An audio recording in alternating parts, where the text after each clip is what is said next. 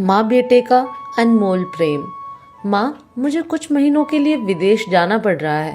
तेरे रहने का इंतज़ाम मैंने वृद्ध आश्रम में करवा दिया है। तकरीबन 30 साल अविवाहित डॉक्टर संदीप ने देर रात घर में घुसते ही अपने माँ से कहा। तब माँ बोली, बेटा, तेरा विदेश जाना जरूरी है क्या? माँ की आवाज़ में चिंता और घबराहट साफ झलक रही थी। तब डॉक्टर संदीप बोला, माँ, मुझे इंग्लैंड जाकर कुछ रिसर्च करनी है। वैसे भी तो कुछ ही महीनों की बात है, फिर मैं आपको वापस घर ले आऊँगा। जैसी तेरी इच्छा बेटा, मरी सी आवाज़ में माँ ने कहा। यह कहकर माँ सोने चली गई। दूसरे दिन संदीप माँ को पड़ोस के एक वृद्ध आश्रम छोड़ आया।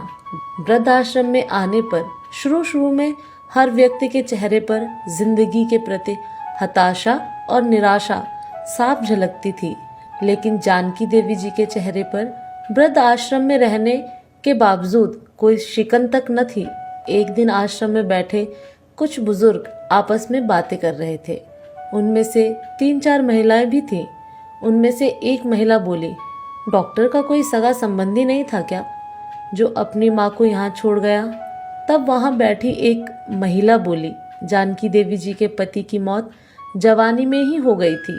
तब संदीप करीब 5 साल का था। पति के मौत के बाद जानकी देवी जी और उसके बेटे को रहने और खाने के लाले पड़ गए थे। तब किसी भी रिश्तेदार ने उनकी मदद नहीं की थी। जानकी देवी जी ने दूसरों के घर में झाड़ू पोछा करके अपने बेटे संदीप को पढ़ाया लिखाया। संदीप भी पढ़ने लिखने में बहुत होशियार था, तभी तो वह डॉक्टर बन गया। वृद्ध आश्रम में करीब 7 महीने गुजर जाने के बाद एक दिन जानकी देवी वृद्ध आश्रम के संचालक मुकेश शर्मा के ऑफिस के नंबर से अपने बेटे को फ़ोन किया और कहा, संदीप, तुम इंडिया आ गए हो या फिर अभी भी इंग्लैंड में ही हो? संदीप का जवाब था, माँ, मैं अभी इंग्लैंड में ही हूँ। अब तो जानकी देवी जी जब भी 3-3 4-4 महीने से फ़ोन करती तो संदीप का एक ही जवाब आता कि मैं अभी यही हूँ, जैसे ही मैं अपने देश आऊँगा तुझे बता दूँगा। इस तरह समय गुजरता गया और 2 साल गुजर गए। अब तो वृद्ध आश्रम के लोग भी कहने लगे कि देखो कैसा चालाक बेटा निकला, कितने धोखे से अपने माँ को यहाँ छोड़ गया।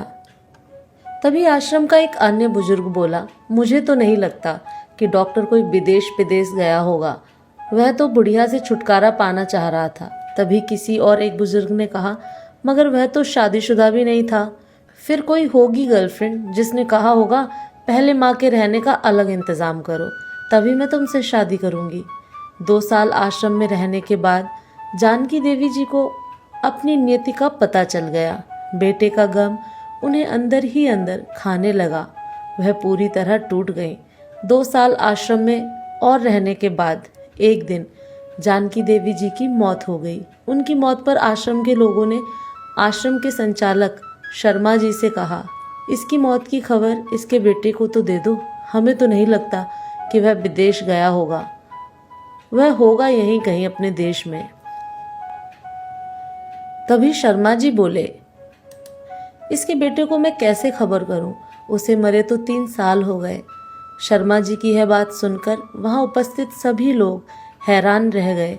तभी उनमें से एक बोला, अगर उसे मरे 3 साल हो गए तो जानकी देवी जी मोबाइल पर बात कौन करता था? तब शर्मा जी बोले, वह मोबाइल तो मेरे पास है जिसमें उनके बेटे की रिकॉर्ड की गई आवाज़ है। एक बुजुर्ग ने पूछा, पर ऐसा क्यों? तब शर्मा जी बोले, करीब 4 साल पहले जब संदीप अपने माँ को यहाँ छोड़ने आया था तो उसने मुझसे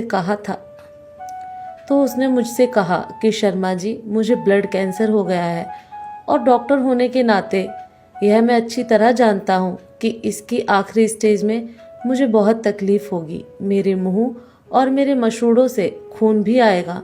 मेरी यह तकलीफ माँ से देखी ना जा सकेगी।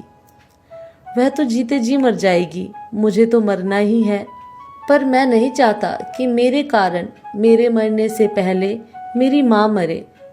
मेरे मरने से पहले 2 कमरों का हमारा छोटा सा फ्लैट और जो भी घर का सामान आदि है वह मैं आश्रम में दान कर दूंगा। यह दास्तां सुन आश्रम के सभी लोगों की आंखें भी नम हो गईं।